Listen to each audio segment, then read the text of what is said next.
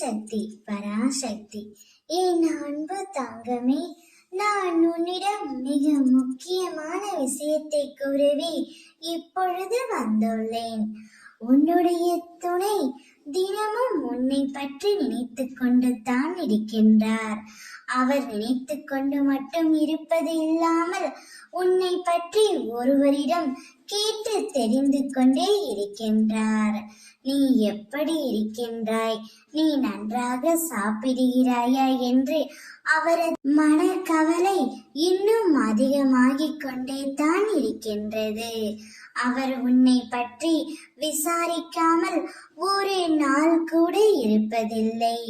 பிரிந்து இருந்தாலும் உன்னையே தான் நினைத்து கொண்டு இருக்கின்றார். யாரம்மா அவர் என்னை பற்றி கேட்டு தெரிந்து கொள்கிறார் என்று தானே கேட்கின்றாய்? உன்னுடைய பக்கத்தில் யார் இருக்கிறார்களோ, உன் உறவினராக இருக்கலாம், நட்பாக இருக்கலாம், உனக்கு தெரிந்த நபராக இருக்கலாம், யாரோ ஒருவரின் மூலம் உன் துணை உன்னை பற்றி கேட்டு தெரிந்து கொண்டு தான் இருக்கின்றார். அவர் உன்னிடம் வர வேண்டும், உன்னிடம் பேச வேண்டும் என்று மிகவும் ஆசைப்படுகின்றார்.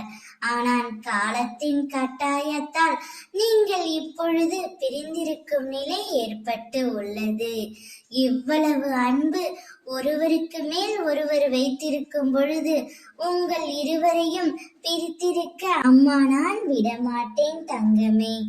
அவர் கூடிய விரைவில் தான் செய்த தவறையும் அவர் வீட்டில் ஆலோசனை கேட்டும் உன்னை தேடி வருவார். சந்தோஷமாக இரு. ஓம் சக்தி.